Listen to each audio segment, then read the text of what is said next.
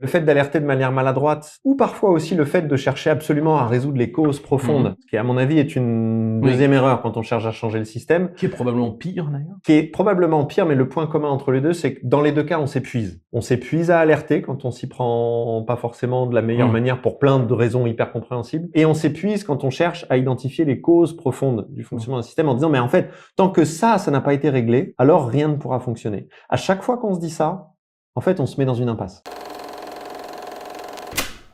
Bonjour à tous, on se retrouve pour une nouvelle table ronde et à nouveau avec Jérôme aujourd'hui. Salut Jérôme. Salut Patrick, ça va? Ben ouais, mais ça fait un moment qu'on n'en a pas enregistré tous les deux. Bah pas 2023 je crois. Je suis très content qu'on revienne en enregistrer une aujourd'hui et en plus c'est toi qui as choisi le sujet, comme parfois, c'est le cas dans nos tables rondes. Et alors qu'est-ce que tu proposes qu'on traite aujourd'hui? Changer le système de l'intérieur. Qu'est-ce qu'on entend par là exactement? On entend par là le fait de réussir à avoir une influence. Quand on dit le système, en règle générale, on fait référence à un truc très gros, à une échelle bien supérieure à notre échelle individuelle, qui peut être un peu intimidant et sur lequel on peut être un peu résigné de se dire, mais en fait, à chaque fois que on est, par exemple, dans une entreprise, dans une organisation humaine au sens large, où on va se dire, mais en fait, je me reconnais pas dans tel mode de fonctionnement, je me reconnais pas dans tel choix stratégique, je me reconnais pas dans l'incarnation de telle valeur, je me reconnais pas dans tel mode de management et j'ai l'impression d'être dans une grosse machine qui écrase un peu toutes les tentatives de la changer,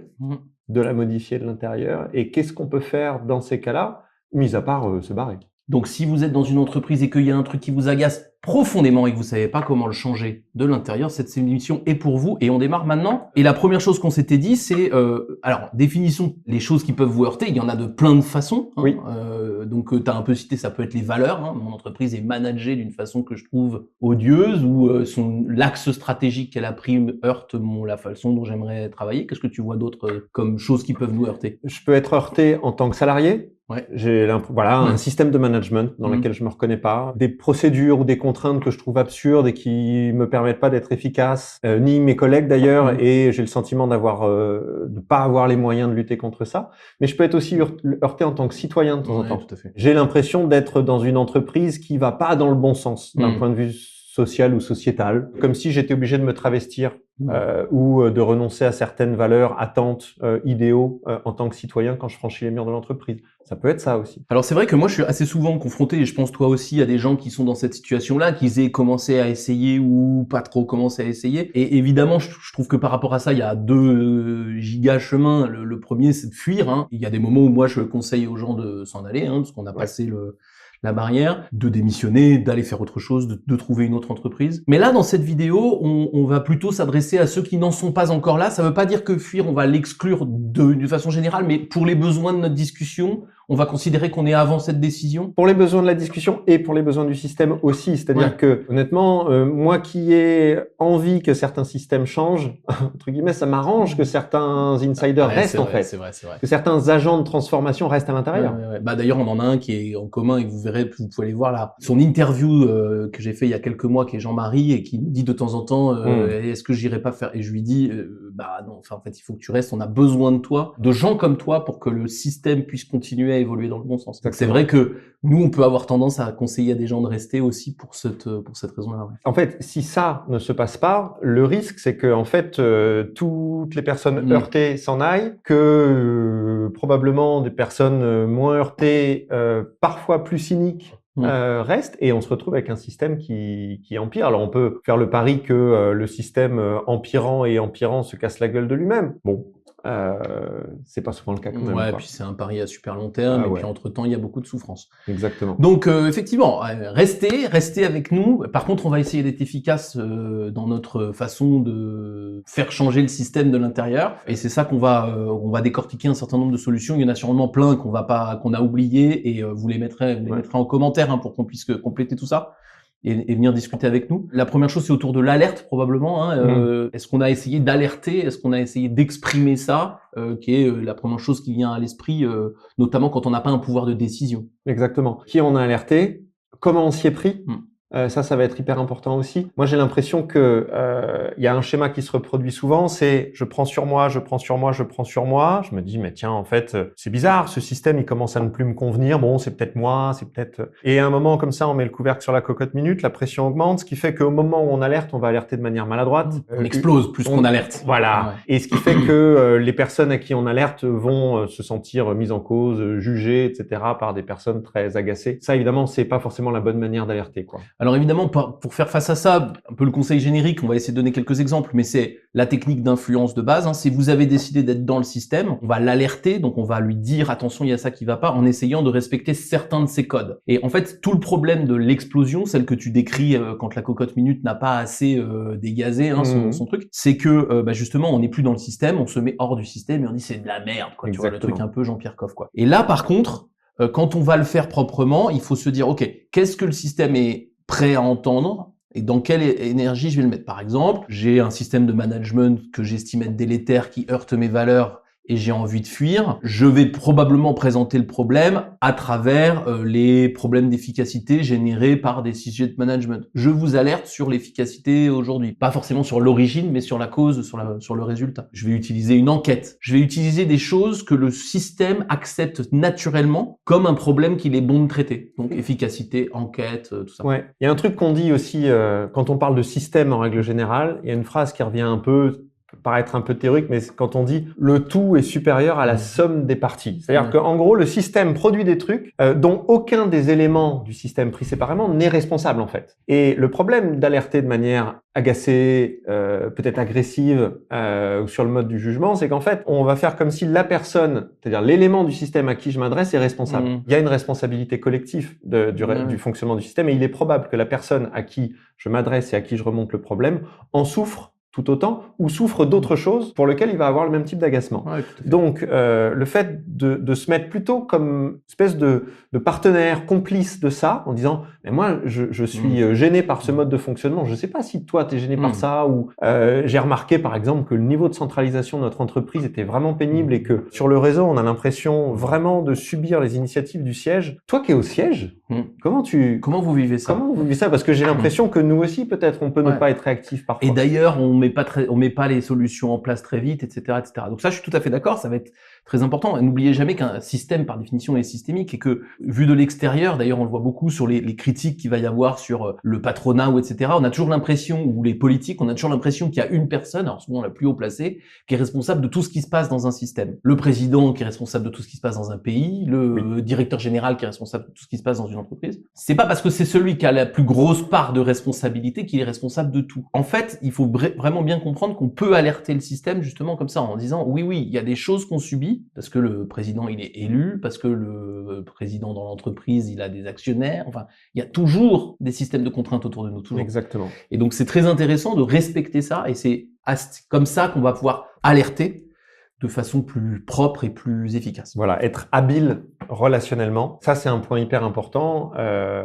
Autrement, en fait, le fait d'alerter de manière maladroite, ou parfois aussi le fait de chercher absolument à résoudre les causes profondes, ce qui à mon avis est une deuxième erreur quand on cherche à changer le système. Qui est probablement pire d'ailleurs. Qui est probablement pire, mais le point commun entre les deux, c'est que dans les deux cas, on s'épuise. On s'épuise à alerter quand on s'y prend pas forcément de la meilleure manière pour plein de raisons hyper compréhensibles. Et on s'épuise quand on cherche à identifier les causes profondes du fonctionnement d'un système en disant mais en fait, tant que ça n'a pas été réglé, alors rien ne pourra fonctionner. À chaque fois qu'on se dit ça, en fait, on se met dans une impasse. Ouais, et d'ailleurs, il y a un truc qu'il faut comprendre dans ce que vient de nous dire Jérôme, et garder à l'esprit, c'est que le plus grand piège pour changer un système, c'est paradoxal, mais c'est de vouloir résoudre le problème. Ou à moins que vous êtes le grand patron, auquel cas on peut discuter, contactez-nous les big boss de grandes boîtes si vous voulez changer votre système de l'intérieur. Mais pour tous les autres, vouloir résoudre, c'est Don Quichotte. C'est-à-dire, dès le début, vous vous mettez dans une situation pour laquelle vous n'avez pas le pouvoir et dans lequel vous allez vous rendre presque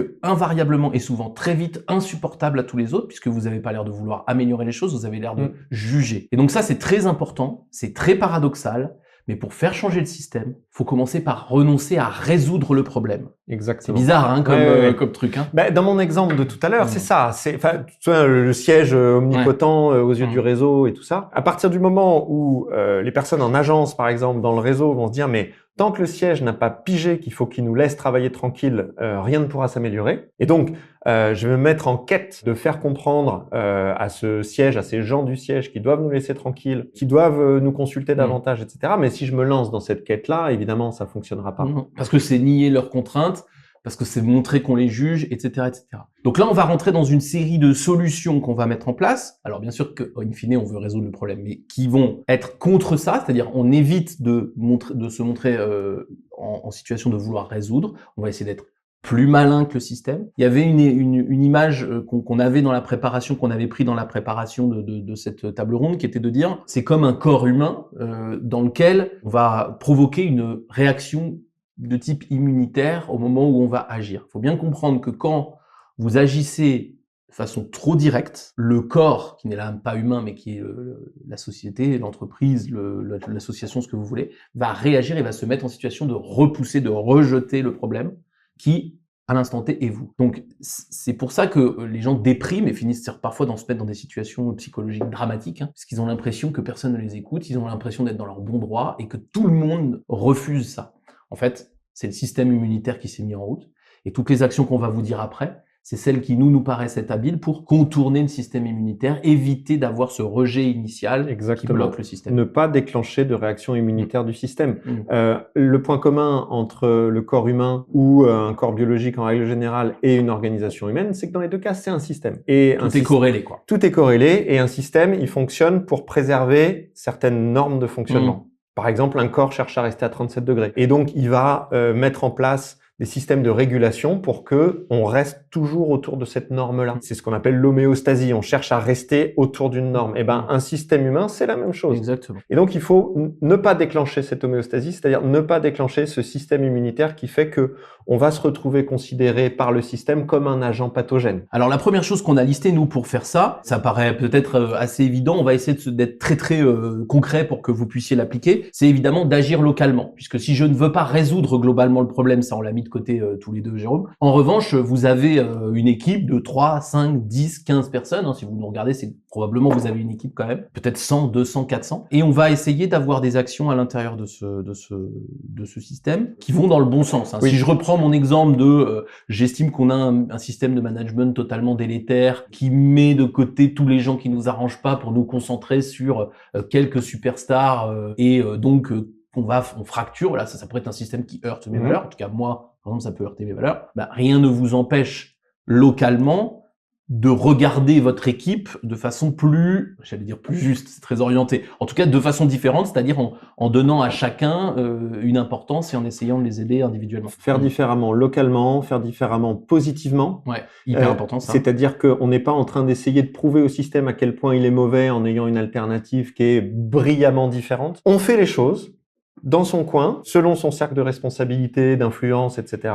Et pour ne pas déclencher les réactions immunitaires du système, en fait, on va pas chercher à faire de prosélytisme, on va pas chercher à convaincre, on va pas chercher à faire boule de neige trop vite. On fait juste les choses de manière positive, joyeuse.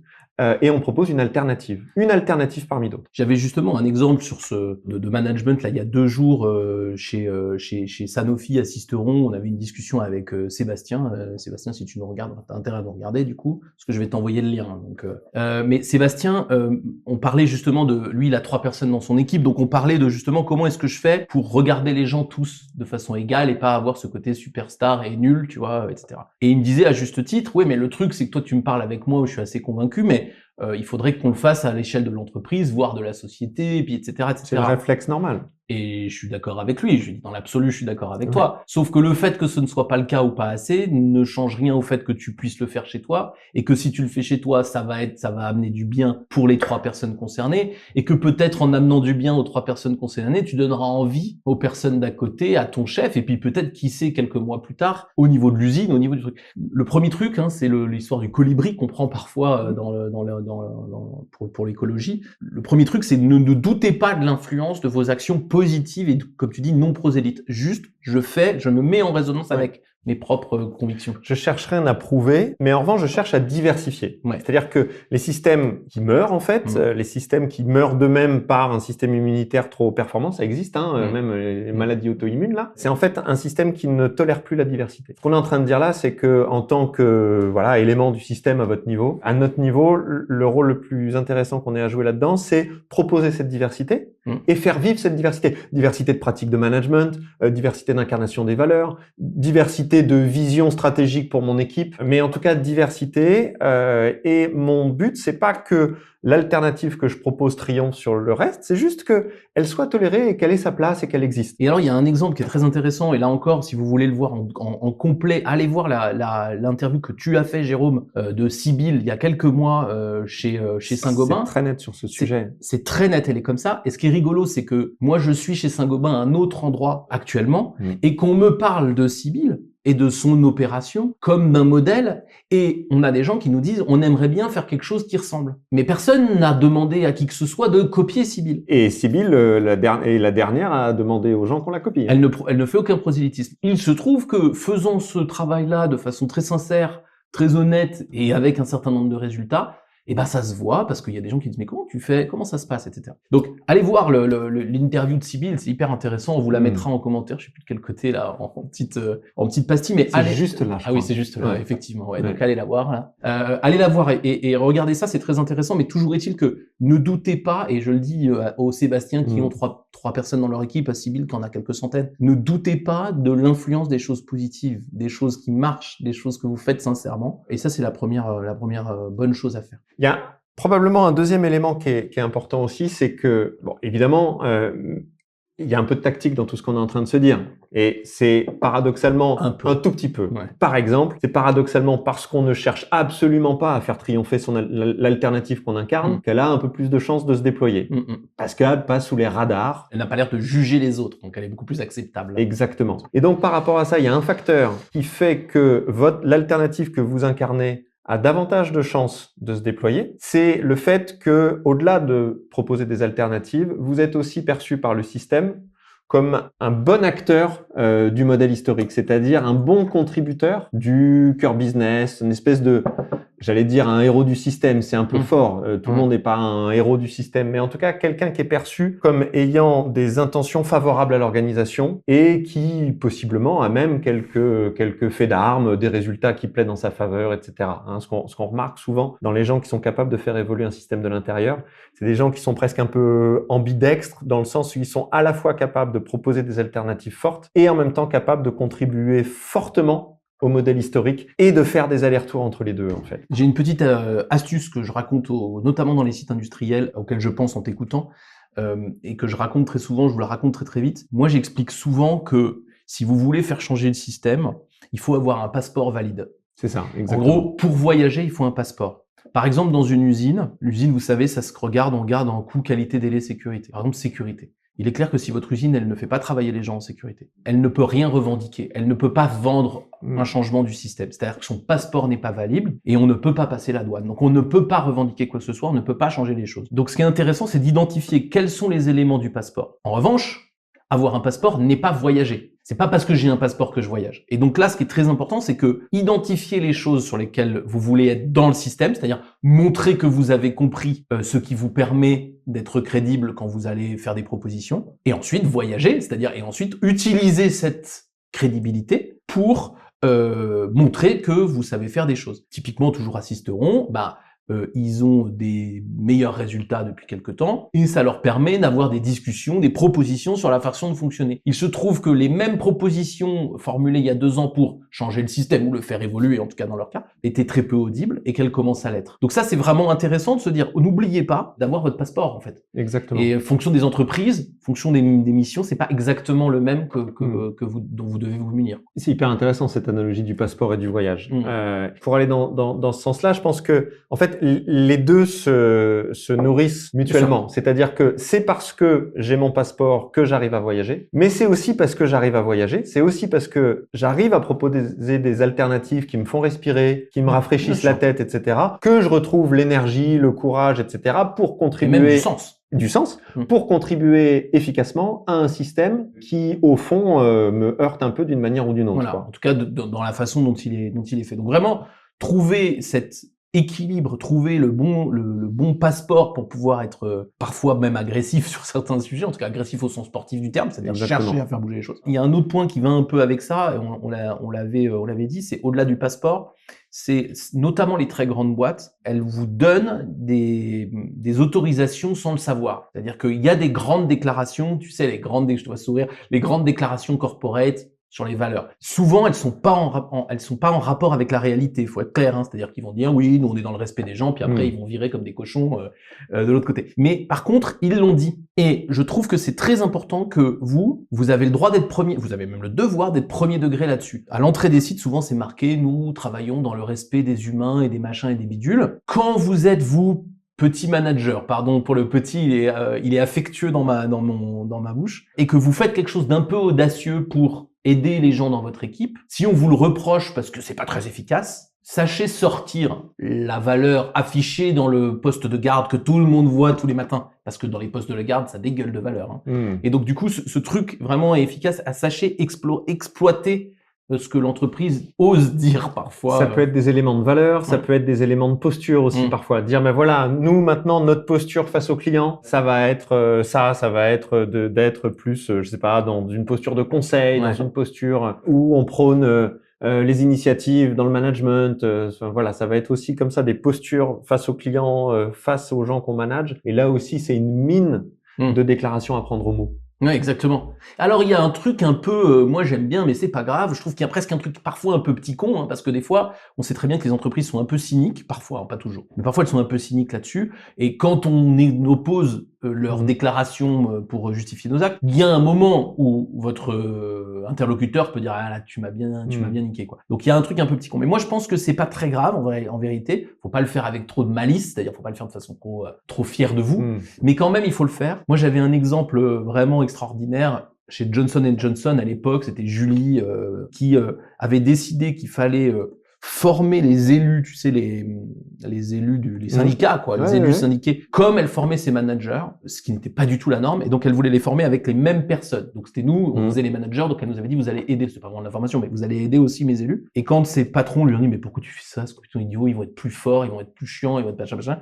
Il dit, non, parce qu'en fait, dans le credo, Johnson & Johnson, vous reconnaîtrez, dans le credo, il y a une liste qui dit qu'on doit tenir des comptes. Donc moi, j'ai compris que c'était comme ça. C'est passé comme une lettre à la poste, on a fait un truc super, et c'était génial. Donc, je trouve qu'on peut être très transgressif en étant bêtement premier degré. Oui, il y a une condition à ça, il me semble, c'est de pas être trop en procès d'intention par rapport à vos directions. Dans certains cas, ce qui va empêcher de faire ça, c'est de dire non mais de toute façon, ça sert à rien de les prendre au mot parce qu'ils le disent mais ils en pensent pas un mot. Donc les prendre au mot, c'est presque perçu comme trop transgressif quand on a cette lecture-là des initiatives ou des déclarations des directions, des politiques, et donc là, ce qu'il faut faire dans ce cas-là, c'est faire comme si c'était sincère, être dans le crédit d'intention. Crédit d'intention, le contraire du procès d'intention, d'être dans le crédit d'intention au maximum par rapport aux déclarations qui vous arrangent dans les directions. Et en plus, souvent c'est sincère. C'est souvent sincère. Dans un système où la responsabilité est extrêmement morcelée, c'est souvent sincère. Souvent, ce qui se passe, c'est que les déclarations sont sincères, mais là où ça peut se corser, c'est que c'est des déclarations sincères dont on n'a pas analysé tous les tenants et aboutissants, toutes les déclinaisons possibles. Oui, et puis moi je me rends compte de quelque chose de très très important, notamment dans les entreprises très pyramidales. En fait, on oublie qu'un grand patron, par exemple, qui va faire ce genre de déclaration, il l'a fait dans un certain contexte, et au moment où il le fait, il est sincère. Après, on les accuse d'être incohérents, mais on se rend pas compte que quand ils font l'autre déclaration, il y a peut-être 2 mois qui se sont décalés, et qu'il est fait dans une autre contexte, et que du coup, il veut expliquer autre chose, et que voilà. Nous, on est dans une toute petite entreprise, mais on voit bien, moi je me rends bien compte que à 3-6 mois d'écart, je vais pouvoir dire des choses qui, si on me les oppose factuellement, la cohérence est bancale, voire pas du tout. Mais le truc, c'est que c'est pas pour ça que ça veut pas dire qu'on a menti une des 2 fois. Ça veut dire d'abord qu'on a peut-être évolué entre les deux, puis en plus, on a un contexte, c'est-à-dire qu'à un moment donné, je parlais à mes salariés de quelque chose, et la fois suivante, j'étais en formation avec des clients. Donc, ma phrase, elle peut être ambivalente vue de quelqu'un qui l'aurait entendu 2 fois, mais peut-être qu'elle est sincère dans les 2 cas. Donc ça, c'est très important d'avoir ça. Moi, je m'en rends très très souvent compte. J'explique souvent ça. Ah ouais, mais notre patron, il a dit ça, puis il a dit ça. Ouais, mais Pas dans le même discours, pas le même jour, pas machin, pas truc. Donc, il a peut-être été sincère 2 fois. C'est d'ailleurs pour ça que les personnes qui, de mon point de vue, arrivent le plus souvent à faire évoluer le système de l'intérieur, c'est aussi des personnes qui sont un peu proches de la direction, non pas parce que leur poste est plus puissant, mais parce que, ayant plus souvent des contacts avec, je sais pas, le DG, le président, etc., ils sont plus facilement capables de faire preuve de crédit d'intention. Exactement. Au moins sur une partie du discours. Ouais. Et du coup, de donner crédit effectivement sur cette partie du discours. Alors, tu avais un dernier point sur lequel je crois que tu avais un exemple qui est trouver la première action qui peut déclencher des réactions en chaîne. Nous, on appelle ça empoisonner le système. Il faut aussi être clair sur le fait que parfois, on peut changer un système en lui faisant adopter quelque chose facilement, mais dont les implications futures peuvent être absolument considérables. L'exemple, c'est l'exemple de Régis. Là encore, vous pouvez aller voir l'interview que j'ai fait, Régis Koenig chez Darty, qui explique très bien ça, mais je vous le fais en bref pour que vous compreniez. Chez Darty, à un moment donné, donc tout le monde connaît Darty, c'est celui que vous connaissez qui vend des machines à laver et qui fait du service après-vente. Darty fusionne avec la Fnac. Et vous vous rappelez que à la Fnac, il y a quelques années, il y avait le labo Fnac qui faisait des livrets pour noter le matériel. Donc une sono, le son est très bon, etc. Machin. Régis, avec son équipe, il a proposé à un moment donné, il a dit, en fait, ce labo qui note la qualité technique des produits, il pourrait très bien noter leur réparabilité. Pas bête. C'est un peu anodin, ça demande très peu de moyens parce que le labo existe déjà. Et a priori, ça n'a pas l'air d'être un changement stratégique majeur. C'est une ligne de plus dans les choses à checker pour les gens du labo Fnac quand ils essayent la chaîne IFI, je sais pas quoi. Oui, mais non. Parce que une fois que j'ai noté mes produits en fonction de leur réparabilité, est-ce que je peux continuer à vendre en sifflotant des produits que je sais pas réparer, sachant que moi je dépense de l'argent en service après-vente? Non.